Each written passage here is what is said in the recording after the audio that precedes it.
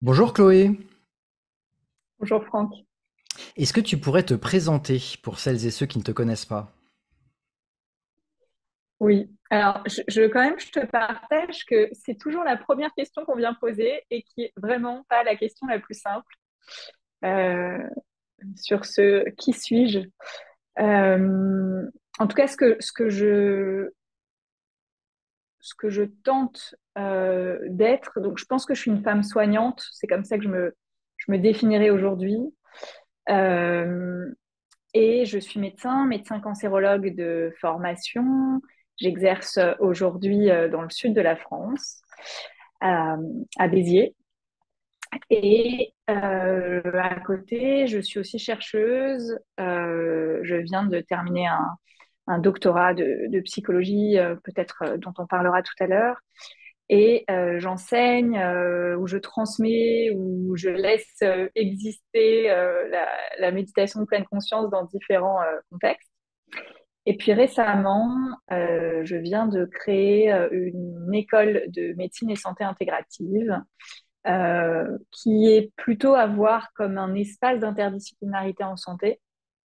Et on en parlera peut-être un petit peu plus tard aussi. Voilà. Merci beaucoup. Oui, effectivement, on aura l'occasion de revenir sur les différents points que tu as évoqués. Alors, comme tu le sais, cette chaîne YouTube s'appelle Pause Consciente. Et donc, la deuxième question, c'est est-ce que par hasard, tu as eu dans ta vie des pauses conscientes, des moments de déclic qui t'ont fait changer de cap, voilà, qui ont été un peu importants et formateurs dans ta vie? Oui, j'en ai eu plusieurs. J'en ai eu un qui n'était pas une pause à proprement parler. En tout cas, quand je l'ai envisagé, c'était un voyage euh, au cours de mes études de médecine. J'étais interne, un voyage aux États-Unis, à New York, pour faire donc ça, c'était en 2011. Dans un institut mondialement reconnu, hein, le MSKCC. Et je parle de pause consciente parce qu'en réalité, j'avais des temps de clinique, j'avais beaucoup d'observations et j'avais beaucoup de pratiques incarnées.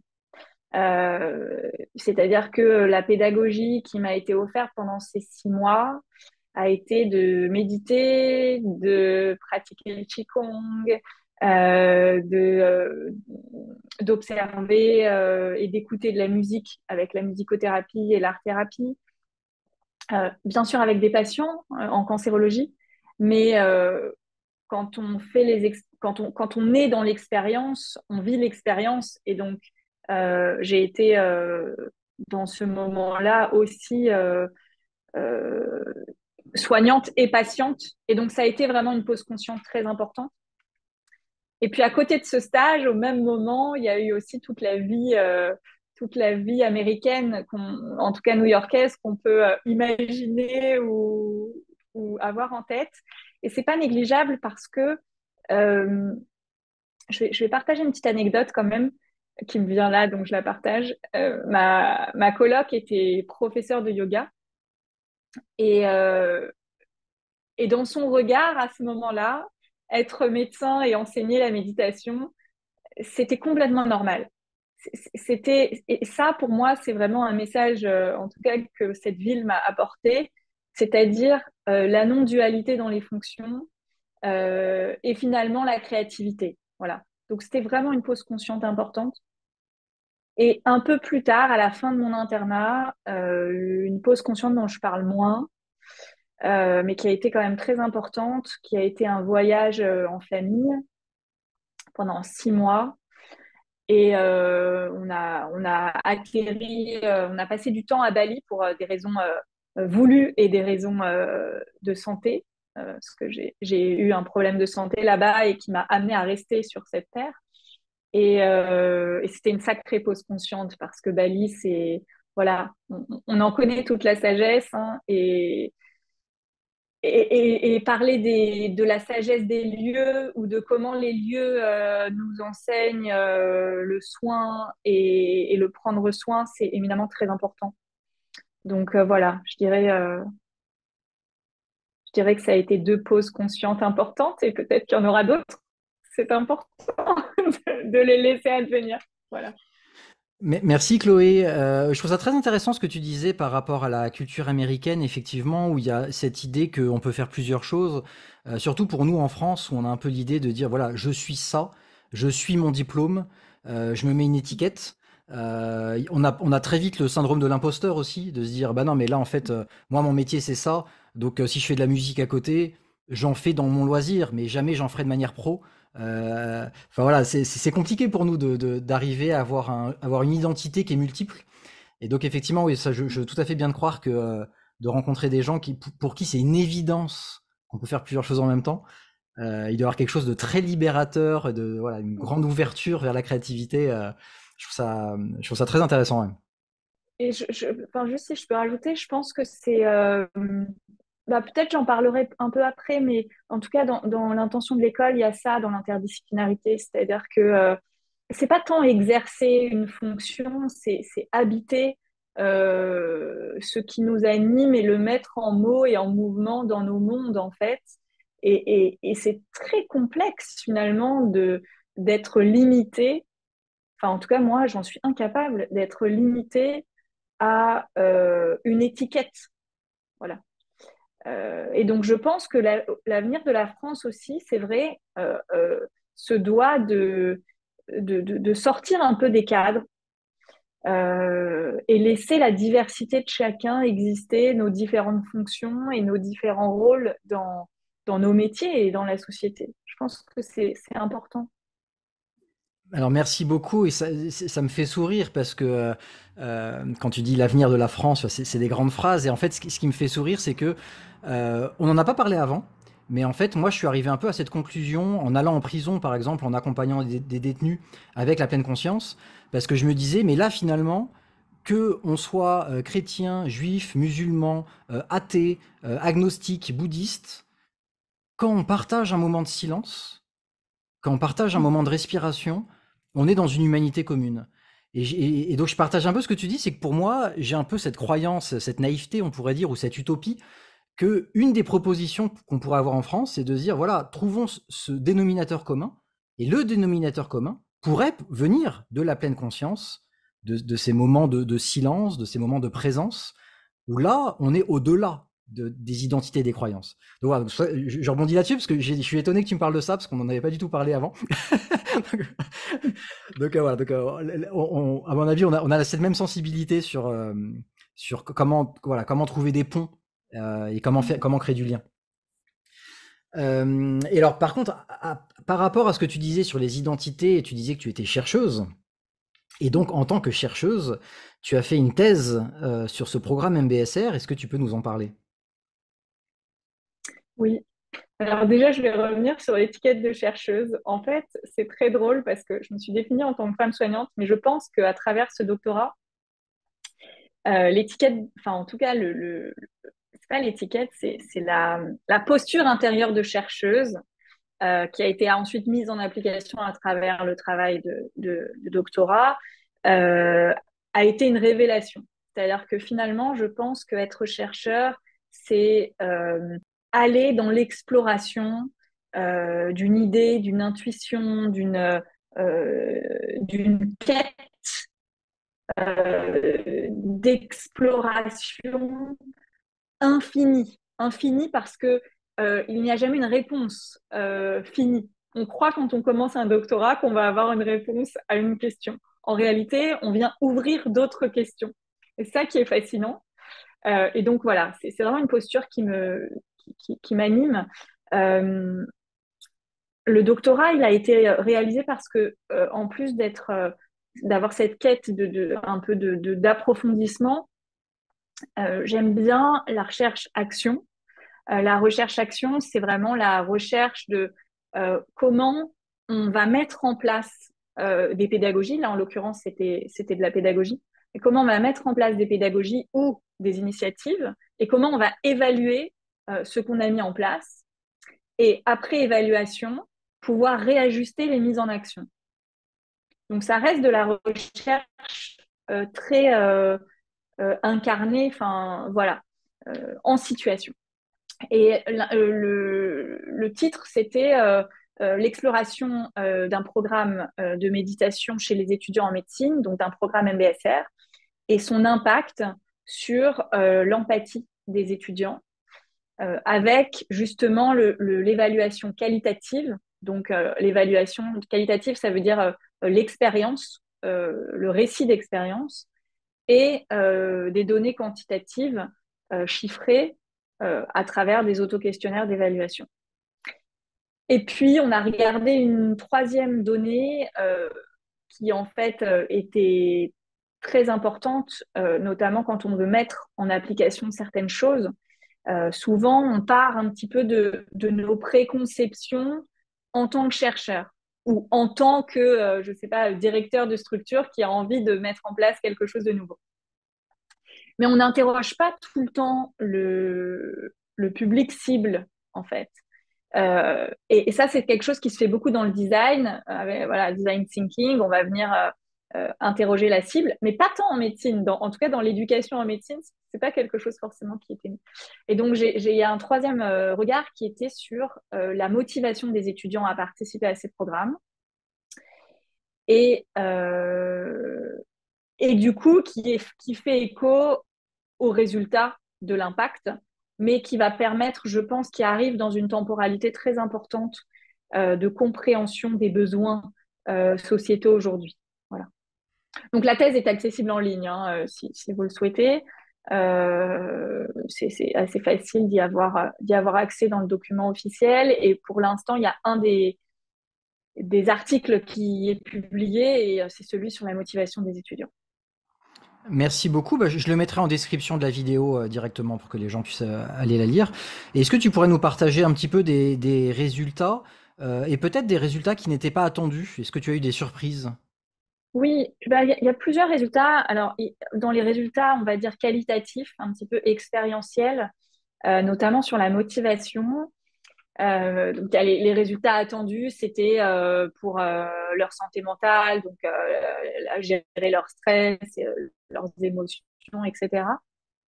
Et puis, il y a eu un résultat qui m'a touchée parce que finalement évident, mais je ne pensais pas que ça allait être autant mis en mots. C'était la notion de spiritualité en médecine, ou en tout cas le besoin de retrouver un sens profond du soin.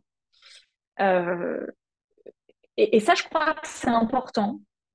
C'est important parce que peut-être que, en fait, il y a très peu d'études sur spiritualité et médecine, et la spiritualité a très peu de place dans l'enseignement.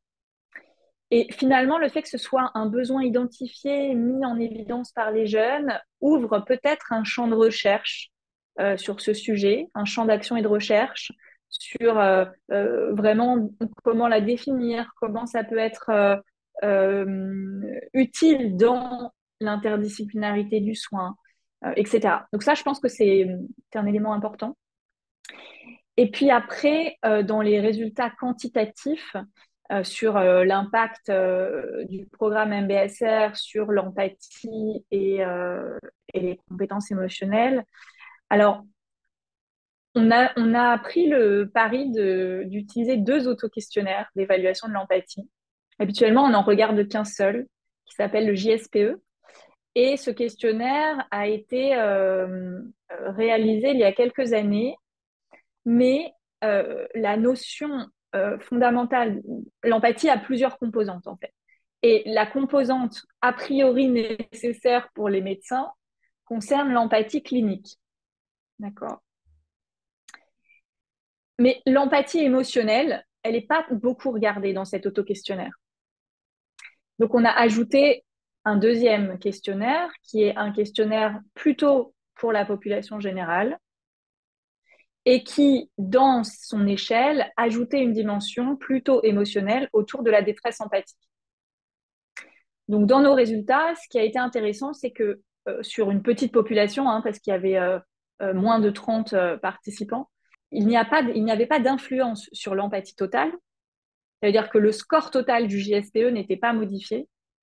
En revanche, il y avait des résultats significatifs sur l'influence sur la détresse personnelle. Et cette détresse personnelle de l'empathie, hein, c'est elle qui derrière est responsable du burn-out et de la souffrance au travail. Donc ça, c'est quand même intéressant. Euh, et l'autre chose dans les sous-échelles qu'on a regardées, c'était bien sûr, ça aide à mieux identifier ses émotions et à les comprendre. Et enfin, on avait regardé quand même un auto-questionnaire de compassion, parce que très souvent, on aime bien, tu sais, faire de nouveaux programmes ou tester de nouvelles choses. Et c'est fabuleux. Mais du coup, dans la recherche, quand on vient tester de nouvelles choses, on oublie de tester la base. Et quand même, les programmes MBSR ont quand même pour fondement de réduire la compassion et la souffrance, et donc d'aller vers l'altruisme également, comme on en a parlé tout à l'heure. Et Tu donc, on disais a regardé, excuse-moi, tu disais de réduire la compassion et la souffrance? non, de réduire la souffrance et d'améliorer la compassion. Ah oui, d'accord, c'est ça. Oui, oui, c'est ça. Je me suis Pardon, permis de. de réduire la souffrance et d'améliorer la compassion. Et du coup, on a quand même regardé si, en participant comme ça à 8 semaines, avant, après, il y avait un impact sur l'autocompassion, en fait. Et les résultats ont été extrêmement significatifs dans l'étude. C'est nos résultats les plus significatifs. Donc, si tu veux, en ce sens, alors il y a plusieurs hypothèses. D'une part, il faudrait comparer à vraiment ce qui se passe dans une population adulte, parce que les données chez les adultes sont similaires, mais pas partout. Est-ce que parce qu'ils sont plus jeunes, il y a une capacité de flexibilité qui améliore l'autocompassion de manière plus importante? En tout cas, c'était un résultat vraiment intéressant. Euh, donc, ça nécessite de compléter l'étude, hein, parce que petit échantillon, et, euh, et puis j'espère qu'il sera bientôt publié. Voilà. Bah, merci beaucoup. Il y a plein de choses sur lesquelles j'ai envie de rebondir. Déjà, je me rends compte qu'on n'a même pas parlé de ton excellent MOOC Méditation et médecine en 2021.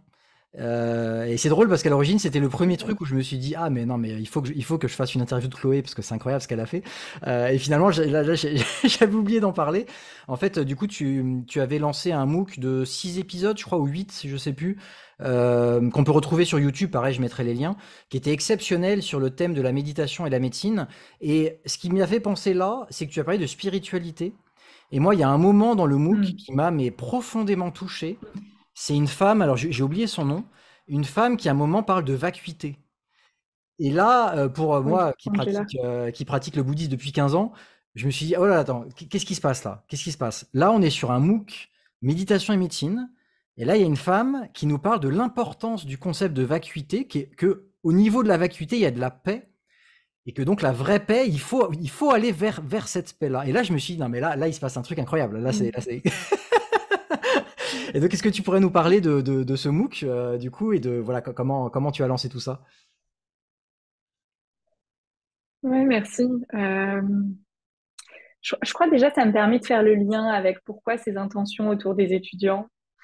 Parce que c'était ça l'intention du MOOC, hein. C'est un projet qui a été soutenu par l'Université de Paris et le Learning Planet Institute. Et l'intention au début, c'est un projet qui a été soutenu par un prix IDEX au décours du Covid, dans une dimension de prévention en santé mentale des étudiants en santé. Donc ça, c'est le cadre. Mais éminemment, il y avait d'autres intentions sous-jacentes, et l'intention était de relier l'éthique du care à la méditation et à la médecine. Ou plutôt, comment la méditation pourrait être un vecteur euh, d'implémentation de l'éthique du care en médecine. Et donc, on a interviewé dans ce MOOC qui a été co-réalisé par ma collègue Margot Smirdek une trentaine d'étudiants qui avaient participé à des programmes MBSR, des chercheurs, des citoyens, des praticiens de méditation, enfin tout un écosystème. Et la question est arrivée de parler de spiritualité. Et moi, je suis je suis un peu américaine, comme on l'a dit dans le cœur, c'est-à-dire qu'il y a des j'aime les frontières, ou en tout cas les espaces d'interstice, et ça me paraissait improbable d'avoir cet espace sans parler de spiritualité et sans parler d'écologie. C'était les deux choses vis-à-vis desquelles il fallait absolument qu'on ait un espace de mise en forme. Et donc finalement, on a parlé de cette spiritualité à travers plusieurs dimensions. L'art, le MOOC qui est toujours accessible en ligne, hein, vous pouvez le visionner, euh, est très très bien filmé par Xavier Desplat et qui montre en fait à chaque fois la lenteur, la nature. Enfin voilà, il y a vraiment un travail d'image sur ce documentaire. Et dans les interviews, bah, je savais bien que ça allait émerger. Et on a interviewé plusieurs personnes, mais notamment Angela Biancofiore, qui est chercheuse en littérature, a cofondé le Centre de recherche théorie et pratique du Caire, qui soutient voilà, d'autres initiatives. Et quand elle a abordé la vacuité, en effet, on parlait de compassion à ce moment-là. On parlait des recherches sur la compassion. Et quand elle a abordé la vacuité, là, j'ai dit, OK, là, on touche quelque chose qu'il va falloir glisser. Mais pour être très honnête, est-ce que c'est important aussi que les gens sachent comment ça s'est fait? On a filmé des heures et des heures hein, avec les intervenants. Et ensuite, on a coupé les moments pour faire une espèce d'histoire. Bon, moi, c'est ce que j'ai adoré faire. Mais donc voilà, il fallait arriver à glisser ces espaces-là sans en faire quelque chose de trop désincarné. En fait, le risque souvent, c'est d'être désincarné du contexte. Voilà. Mais merci de revenir sur ce moment. Et alors c'est drôle parce que c'est pareil, c'était pas prévu et je savais même pas qu'on allait parler de spiritualité. Et en fait, juste avant de te proposer cette interview, j'ai interviewé François Bourgognon, que j'ai découvert un atelier chez Émergence, où il a fait un atelier dont le nom de l'atelier c'est Avons-nous vraiment besoin de spiritualité? Et il a fait un atelier sur ce thème, et donc, sachant que lui, c'est voilà, le docteur, psychiatre, psychothérapeute, instructeur. Lui, il m'a dit dans son interview, et il raconte que lui, le bouddhisme, c'est pas du tout son truc. Aller au Népal, en Inde, c'est pas du tout son truc. Donc, il n'est pas dans les clichés dans lesquels généralement on est, dans lesquels moi-même je suis. Moi-même, je suis un peu un cliché par rapport à ça. Je suis allé au Népal, en Inde et tout. Et du coup, c'était très intéressant d'avoir sa vision de la spiritualité venant d'un docteur. Et du coup, un docteur psychiatre qui nous dit bah non non en fait regardez et de tous ces beaux moments de vie, ces moments de présence, ces moments de contemplation, parce que du coup la spiritualité c'est juste comme tu l'as dit, pour lui c'est quelque chose de très incarné, c'est pas quelque chose de théorique du tout. Et du coup si je te pose toi la question, comment tu définirais toi la spiritualité?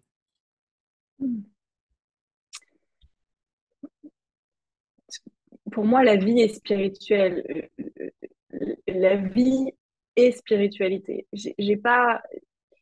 euh, c'est tout ce qui contribue au sens, en fait. En fait, sans spiritualité, si je le dis à l'inverse, il n'y a pas de sens.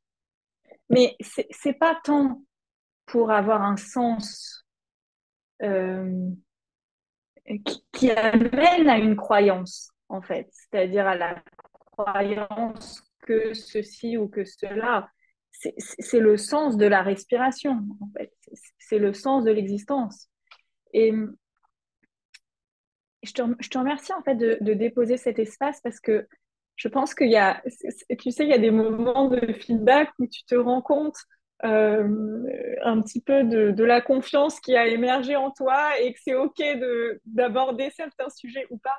Et je me souviens, il y a une dizaine d'années, on était à une réunion professionnelle avec d'autres médecins et soignants, méditants pourtant, et un article était sorti sur le mot spiritualité et il y avait 50% même plus peut-être des personnes présentes qui disaient non mais on peut pas aborder ce mot, c'est pas possible, c'est un mot tabou et c'est trop assimilé à la religion en fait. Et, Et je me souviens d'avoir ressenti une contraction en moi à ce moment-là. Et le MOOC, en tout cas, suivre l'intuition de se dire, OK, on va interviewer quand même sur ces sujets, parce qu'il y a Claire Kefalas aussi qui avait été interviewée sur ce sujet, et dire, OK, on va voir comment ça se passe. Je me rends compte aujourd'hui de l'importance. Et je pense que si on est aujourd'hui quand même une société un peu en perte de sens, hein, faut le dire, euh, c'est parce que on a cru que euh, dans la terminologie de laïcité, en fait, on ne pouvait plus s'autoriser à parler de spiritualité. Et d'ailleurs, dans le MOOC, Claire Kefalas précise que pour elle, parler de spiritualité laïque, ça n'a aucun sens. Tellement, finalement, c'est décontextualisé du mot religion. Donc finalement, c'est juste le sens de l'existence, tout simplement. Et qui peut se voir, là, tu vois, j'ai de la pluie, des gouttes de pluie devant moi, qui peut se voir en regardant un sourire. Enfin, voilà, toute forme de vie, finalement, manifeste cette intention. Donc, écoute, c'est bien, on a plein de choses à laisser être dans nos espaces communs de vie. Merci beaucoup. Oui, je fais un petit parallèle. Ce qui est drôle avec François, alors moi-même, je suis thérapeute ACT aussi. Et en fait, dans la thérapie ACT, on cherche à clarifier les valeurs et du coup clarifier les actions qui donnent du sens à notre vie. Et donc, pour moi, effectivement, c'est spirituel. On appelle ça une thérapie, on appelle ça, voilà, l'acceptation et l'engagement. Bon, ok, mais en fait, derrière ça, redonner du sens à nos journées, à nos actions, c'est spirituel. Et pour finir sur ce sujet, je voulais partager cette petite phrase que tu connais sans doute, que j'adore, de Pierre Teilhard de Chardin, qui disait: nous ne sommes pas des êtres humains vivant une expérience spirituelle, mais nous sommes des êtres spirituels vivant une expérience humaine. Voilà, pour moi, tout est dit.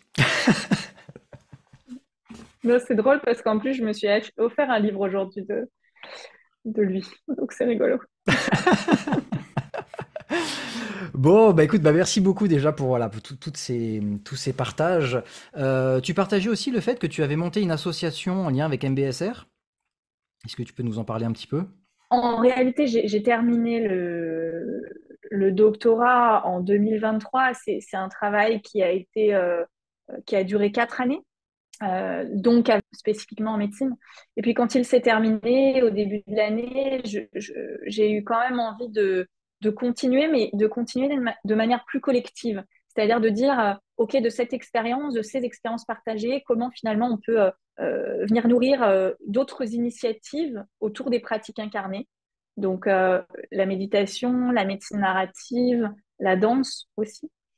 Euh, et donc, on a donné naissance avec Solène Blanchin, qui est chef de clinique à Grenoble, et Swazik Michelot et d'autres, à une association qui s'appelle Ikairos. Et moi, je coordonne plutôt la partie méditation, et notamment à travers les programmes MBSR, avec cette intention d'être un espace ressource pour les étudiants en santé, mais aussi d'accompagner les universités dans leur développement des initiatives autour du care et du prendre soin. Et alors, ce qui est génial, c'est que du coup, tu as ta propre expérience d'étudiante en médecine, et donc C'est ça. toi-même, tu as ce recul-là. Tu parlais là d'une expression que je ne connais pas, tu parlais de médecine narrative. Oui. La médecine narrative, c'est comment, à partir d'un texte ou d'une œuvre d'art,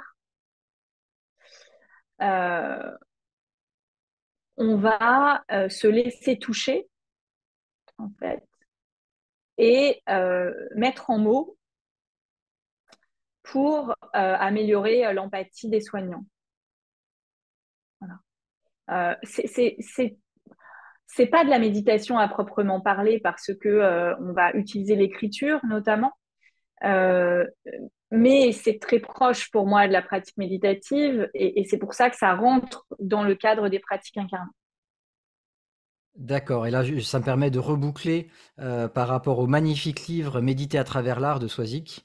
J'avais eu l'occasion Oui, d'ailleurs de lui faire une interview par rapport à son livre. Et effectivement, avec cette approche très douce, je trouve, avec beaucoup d'allégories, beaucoup de nuances, beaucoup de poésie, et comment on arrive à travailler sur les émotions, mais de manière très ludique. Et il y a quelque chose il y a quelque chose que pour moi, en tout cas, pour le dire avec ces mots-là, je trouve ça plus doux que des approches un peu plus pyramidales ou un peu plus structurées. Et c'est vraiment quelque chose que moi, je t'avoue que j'ai halluciné de son bouquin. Pour moi, c'est un bijou. Et d'accord. Donc du coup, c'est ça que tu appelles la médecine narrative. Je retiens le mot. oui, il y a vraiment cette mise en mots. Euh, euh, et c'est intéressant parce que, d'ailleurs, tu vois, j'avais jamais fait le lien, mais euh, elle a eu, en tout cas, c'est une femme qui a créé le programme. Elle a eu cette notion aussi de dire, bah voilà, ça fait partie de la médecine, en fait. Euh, à partir de la narration, on va finalement explorer nos compétences du soin. Voilà, c'est pas à part. C'est vraiment un engagement de la réflexivité et ensuite pour donner. Et c'est vraiment de toute façon, le champ de la pédagogie des pratiques incarnées. Hein. Ouais, c'est vraiment drôle parce qu'en plus, à nouveau, c'était pas du tout préparé, mais je me rends compte du lien qu'il y a aussi par rapport à ma chaîne, Pause Consciente, où je partage énormément d'allégories. Pour moi, les allégories spirituelles, c'est des doigts qui pointent la lune, et c'est des manières poétiques de parler de concepts extrêmement complexes. Quand on parle d'identité, de vacuité, voilà, quand on parle de conscience, qu'est-ce que c'est que la conscience? Et finalement, la narration, les images, la poésie, permet de parler au plus grand nombre de manière très belle et très simple. Et en même temps, pour moi, j'adore l'idée de ne pas se prendre au sérieux aussi. J'adore l'idée de parler, on parle de la vie, de la mort, de choses qui sont quand même à la base hyper sérieuses, mais sans se prendre au sérieux, paradoxalement, avec une espèce de légèreté et de dire bah oui, regarde, là, ça symbolise la vie, ça symbolise la mort, et c'est ok, et c'est des symboles, et on peut jouer avec, et on peut faire des dessins animés avec, des animations. Et finalement, c'est comme ça que ça a fonctionné avant l'écriture. Ça passait toujours par de la narration, ça partait de raconter une histoire. Je raconte une histoire et cette histoire va t'apprendre quelque chose sur toi et sur le village et sur qui on est. Donc pour moi, oui, ça paraît évident que finalement, j'avais jamais entendu ce mot, mais la médecine narrative, effectivement, tu recrées du lien. Et par rapport aux guérisseurs à l'époque, les guérisseurs, ils utilisaient la narration, ils utilisaient les images pour apporter du soin. Donc je trouve ça, à nouveau, je trouve ça très beau de voir que là, en 2023, on revient à cette sensibilité-là, on revient à des mots comme spiritualité, et heureusement, et je te dis merci pour ça, il y a des gens qui osent utiliser ces mots, qui osent en parler, et c'est incroyable. Pour moi, il y a quelque chose, je sais que le mot est fort, mais il y a quelque chose d'assez révolutionnaire là-dedans, je trouve. Par rapport à moi qui est, voilà, la quarantaine, quand j'avais 20 ans, mais jamais de la vie, on aurait fait ces ponts. Mais c'était totalement inconcevable. Et donc il y a quelque chose d'assez extraordinaire, je trouve, voilà, de découvrir tout ça. Oui, je te remercie. Après j'aime bien aussi, tu sais, donner le pan délicat. C'est-à-dire que c'est quand même intéressant aussi que ça se sache. Bah, déjà, enfin, on va peut-être l'aborder maintenant parce que ça me vient là, mais c'est ce qui m'a animée pour là créer l'école MU-Médecine. En fait, c'est redonner un espace d'interdisciplinarité en santé, a priori aux professionnels de santé, mais en proposant à différents acteurs de venir œuvrer dans des formations, des espaces de dialogue, etc. C'est une école qui vient de naître hein, aujourd'hui. Mais en tout cas, ce que tu partages là me semble important. C'est-à-dire que dans ma posture, j'ai quelque chose d'évident, comme d'autres hein, qui arrivent à oser nommer ces frontières de médecine, science, spiritualité, art, poésie, vivant, écologie, enfin voilà, de multiples frontières. Mais en même temps, moi, je ne suis pas professeur attaché à une faculté aujourd'hui. Ça veut dire que j'ai aussi, c'est un choix hein, finalement de carrière, hein, en tout cas pour l'instant. euh, parce que l'espace de créativité, en fait, on parle beaucoup de care institutionnel, mais au-delà du care institutionnel, c'est comment l'espace permet, euh, via l'émergence de la créativité, de soutenir des projets innovants. Et pendant mon doctorat, moi, j'étais dans un espace qui était très créatif et j'ai compris qu'il ne m'était pas possible aujourd'hui de revenir dans un espace trop cadré dans lequel on me demanderait de taire certaines parties. Parce que finalement, on fait tort aussi à l'institution quand on est toujours en voir ça. Et donc d'être un petit peu à côté de l'institution, mais de travailler avec l'institution, de contribuer avec les institutions, permet aussi de respecter les espaces de chacun, le cadre, la créativité, et d'essayer d'être en synergie.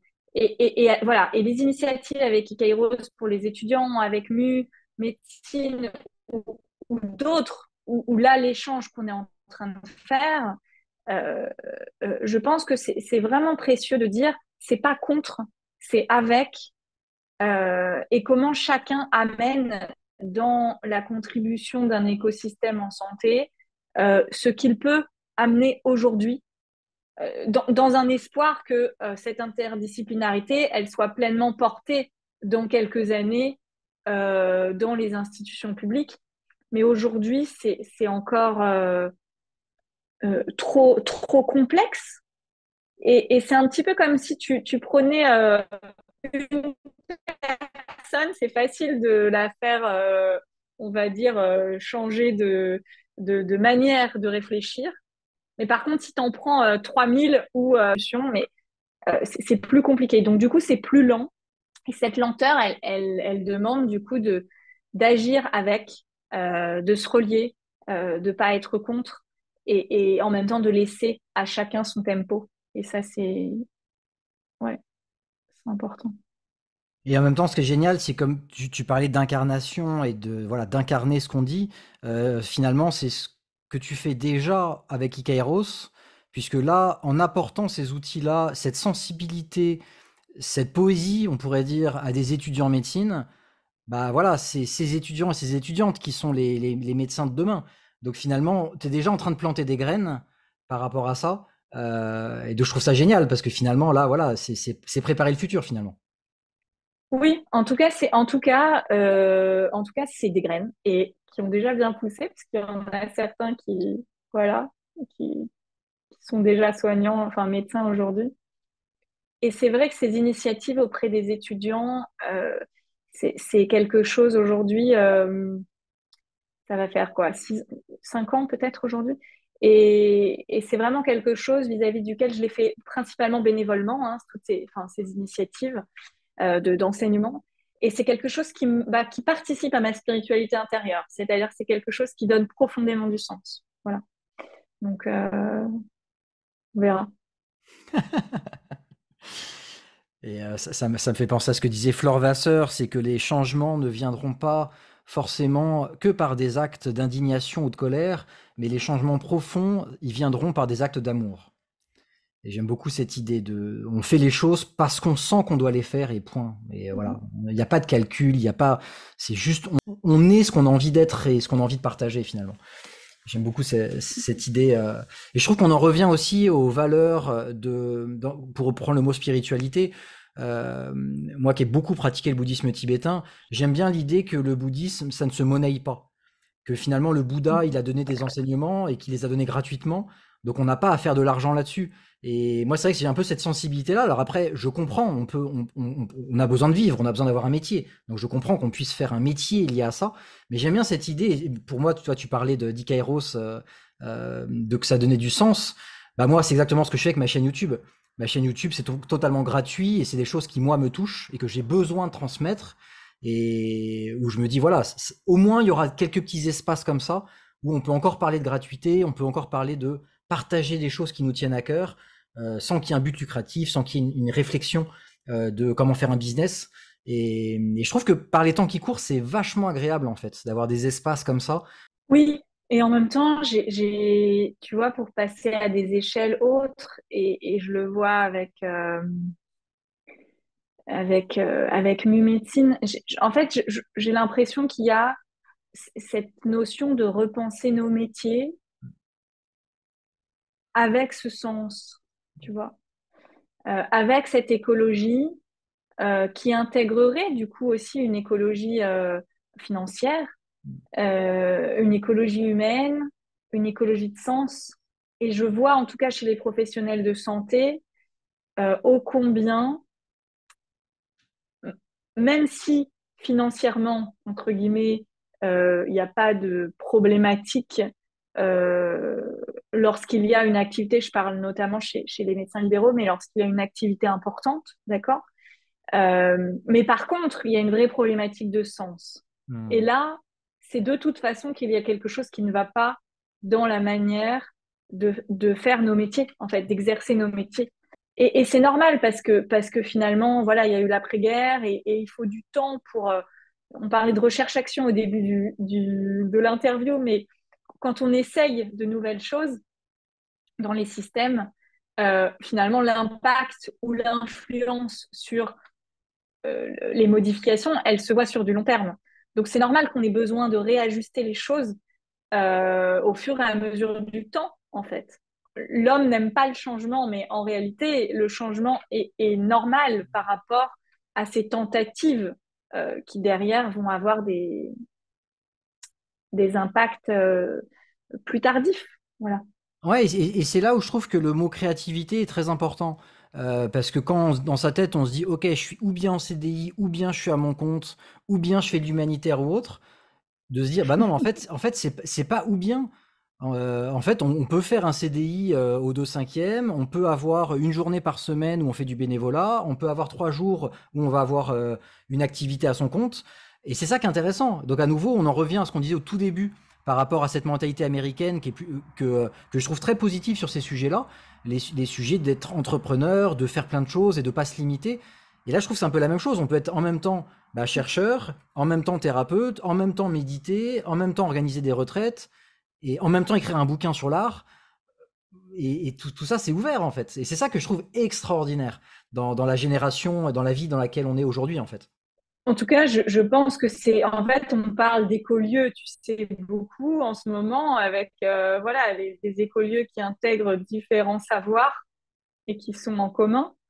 Eh bien, ce qui se passe à l'échelle collective, extérieure-intérieure, c'est la même chose. Donc, voilà, cet écolieu intérieur, ça pourrait, voilà, faire l'objet d'une manière systémique de repenser nos métiers. Voilà. Et alors par rapport, du coup là la transition est toute trouvée, par rapport à repenser nos métiers, par rapport à qu'est-ce qu'on apporte dans le monde. Donc là tu partageais au tout début que donc tu as lancé une école. Est-ce que tu peux nous en parler? Comment ce projet est né? De quel type d'école il s'agit? Qu'est-ce qu'on y apprend?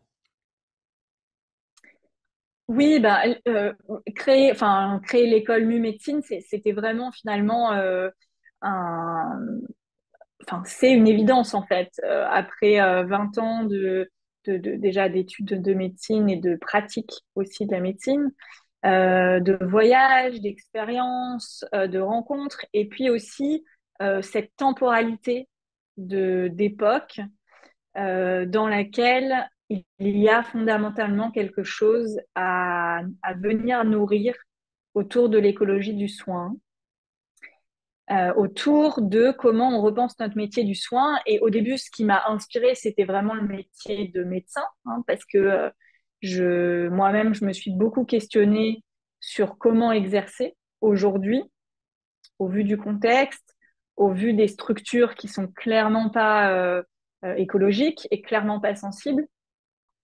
Et puis aussi, je me suis questionnée au vu du nombre de messages que je reçois de confrères qui ont envie de soigner autrement. Ça, c'est une réalité, hein, qui ont envie de soigner autrement sans savoir comment soigner autrement. Et finalement, je me suis dit, bah, ok, pourquoi est-ce que cette question, qui est une question que chacun se pose dans sa chambre, tu vois, pourquoi est-ce qu'on ne viendrait pas la mettre en commun?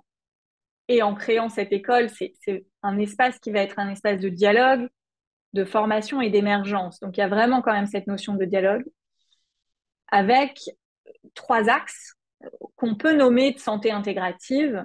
Un axe autour de l'éthique du care, hein, donc qu'on a déjà abordé, mais comment cultiver le soin de soi, des autres, des institutions, etc. Un axe autour de la médecine, euh, la, la, vraiment la médecine, c'est-à-dire comment on l'exerce, et donc en ramenant à la notion de relation, de soins, et euh, oui, en la ramenant à la notion de relation de soins notamment, mais aussi des compétences du soin. Et dans ces compétences du soin, on réintègre aussi la dimension de compétences émotionnelles. Euh, Et on ne néglige pas la technique, c'est-à-dire qu'en fait, la technique, elle est fondamentale. En fait, aujourd'hui, on est arrivé tellement à une limite de la technique. En fait, la technique, on veut la mettre de côté. Il y a une sorte de rejet de la technique. Moi, je l'ai vécu, d'autres la vivent, mais en réalité, cette technique, elle est importante. Et c'est comment, du coup, on remet du sens aussi avec cette technique. Donc, on abordera la médecine. Et puis, ce qu'on appelle les approches non pharmacologiques et les approches ancestrales de la médecine, non pas pour que ce soit un catalogue d'ésotérisme dans l'école, mais plutôt pour dire notre médecine technique, hein, parce que c'est comme ça qu'elle est, elle a des limites. Euh, il y a d'autres regards qui peuvent être apportés autour de la compréhension de ce corps humain, de son fonctionnement. Et donc, faire une science interdisciplinaire et questionner ces sciences interdisciplinaires. Et puis, l'autre dimension quand même, donc ça, c'est les 3 socles qui intimement vont être explorés. Mais tout ça, c'est à mettre dans un contexte, comme l'intention, c'est de repenser nos métiers ou de former à la transformation de la santé. Il y a la notion d'écosystème vivant qui va intégrer les lieux de soins.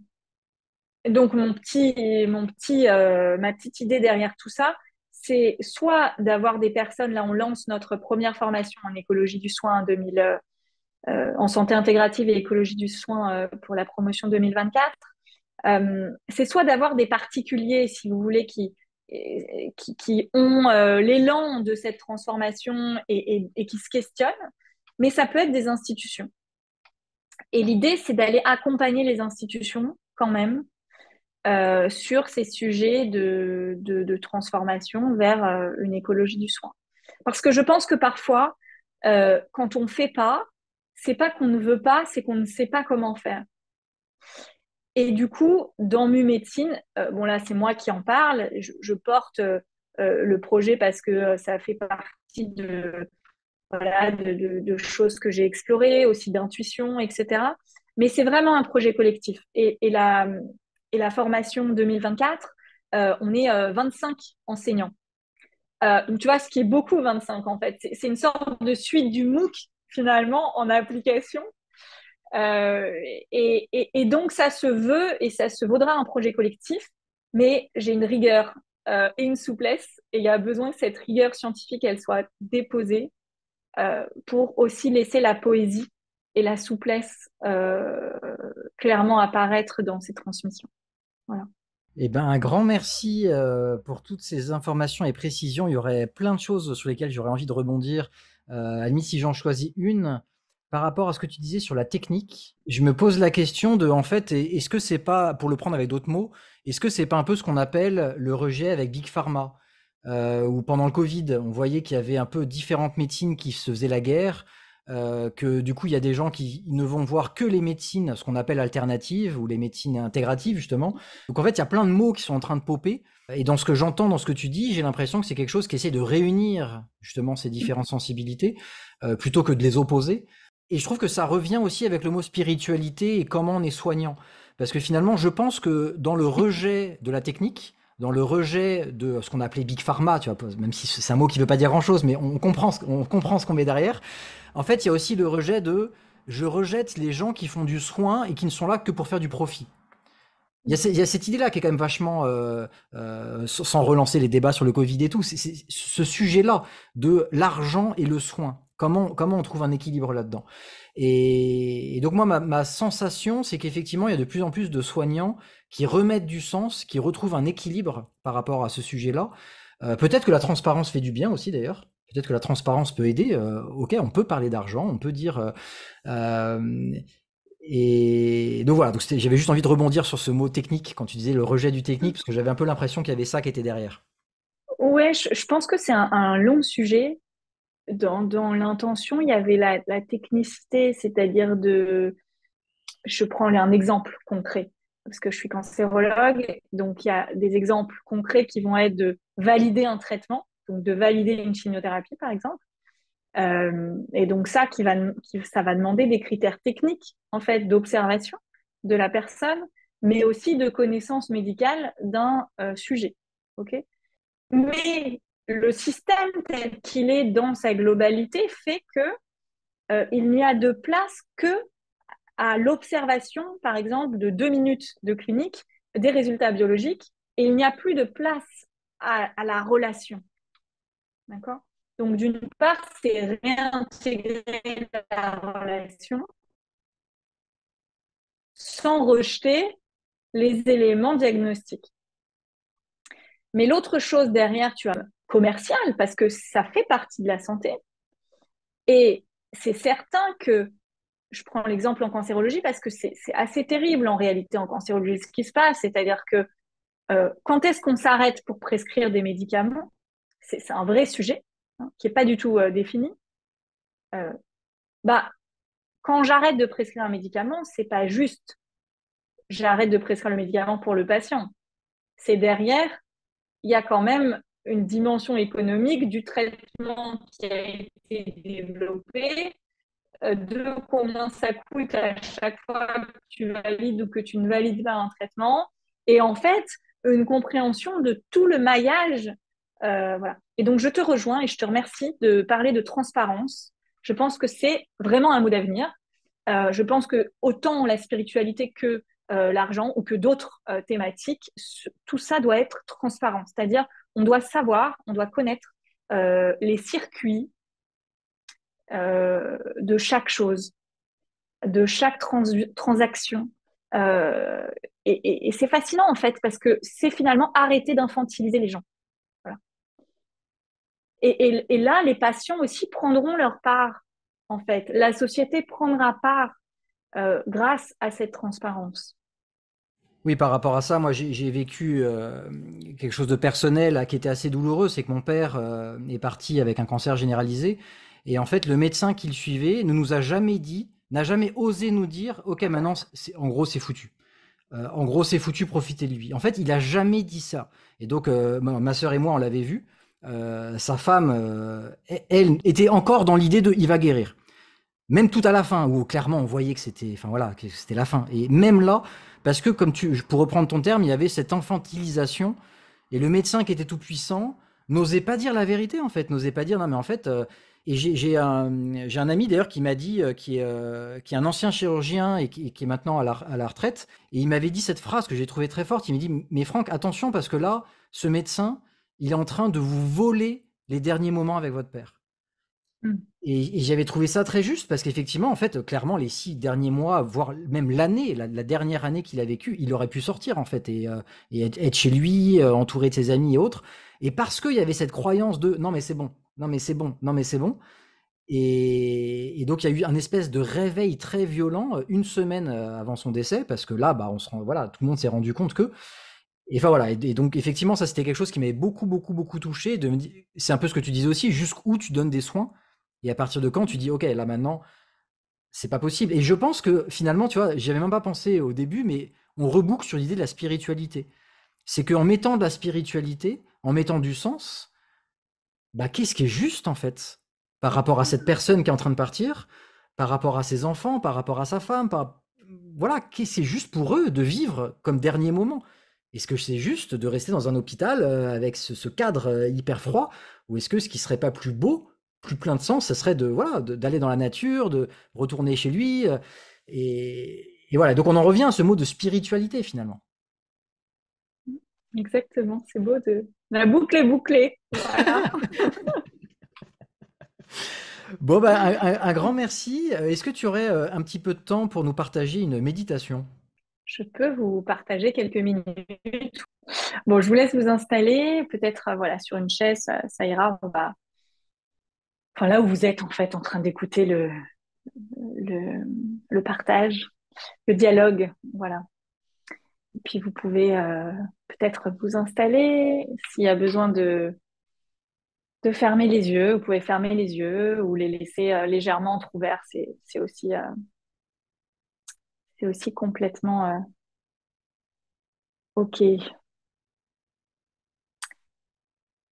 Je vous propose de regarder tranquillement, de tourner votre regard en dedans, un petit peu comme pour venir prendre votre météo.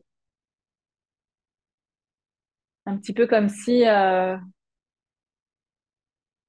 nous avons l'habitude de tourner notre regard vers l'extérieur, peut-être le matin en ouvrant nos volets et en regardant la météo extérieure. Cette fois-ci, ce serait une invitation à rentrer en dedans, au contact de cette météo intime, peut-être la météo du corps,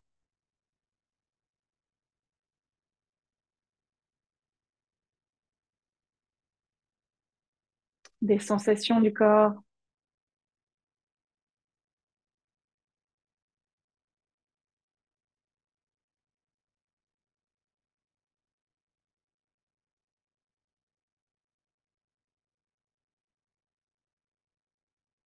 peut-être la météo de l'esprit, des pensées, du mental,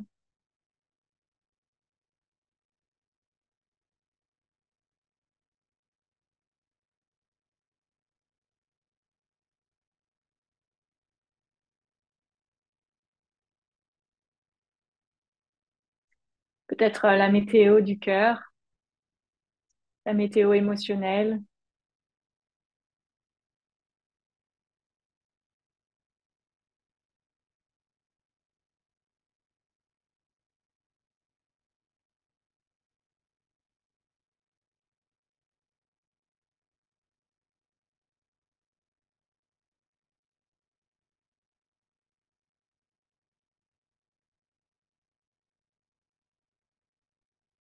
puis peut-être un peu comme un grand ciel, on peut laisser toute la météo qui nous traverse nous traverser,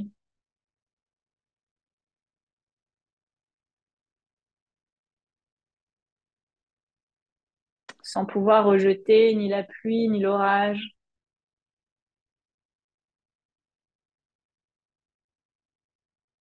ni le soleil ou le vent.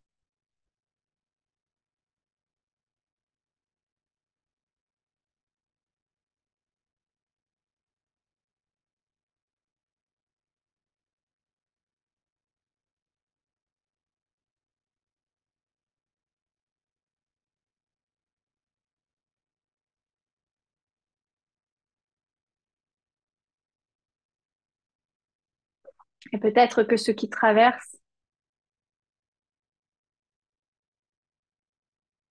les météos du moment,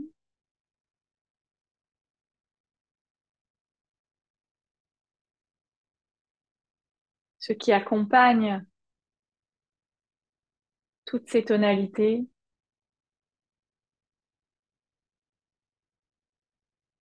c'est le souffle,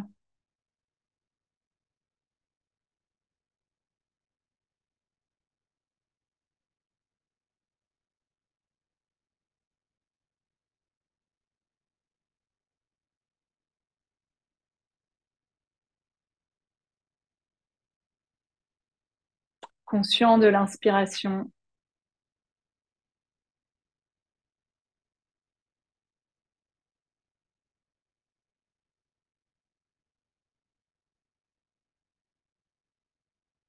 du mouvement de l'inspiration,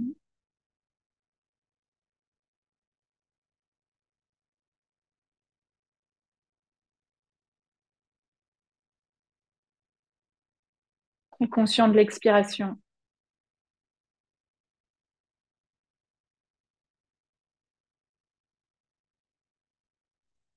du mouvement de l'expiration.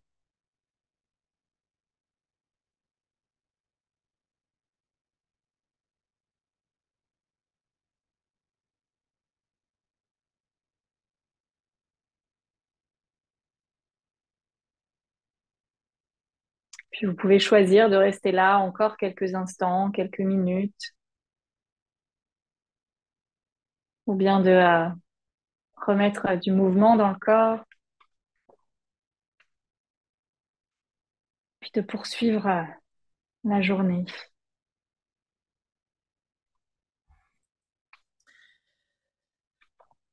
Merci Chloé. J'aime bien cette idée de la météo du mental, la météo du cœur. On pourrait ajouter la météo du corps. Alors ces trois. Ah. Et alors pour finir ce partage, est-ce que tu pourrais nous partager une graine ou quelque chose que tu aurais envie de planter dans l'esprit et dans le cœur des gens qui vont écouter cette interview? S'il y avait une chose à retenir, ce serait quoi? Une chose à partager?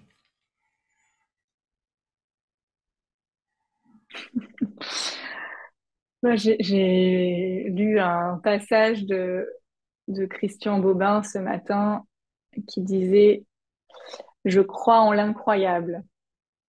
Alors voilà, je crois en l'incroyable. Bon, et finir sur du Christian Bobin, je dois t'avouer que ça me va parfaitement. Voilà, si ça te va. Eh ben, un grand merci pour Merci ton à temps. toi. Je sais que tu es très très prise avec toutes tes activités, donc un immense merci pour ce moment. Non, merci à toi. C'était très riche. Voilà. Très riche dans le cœur aussi. Merci. Merci beaucoup.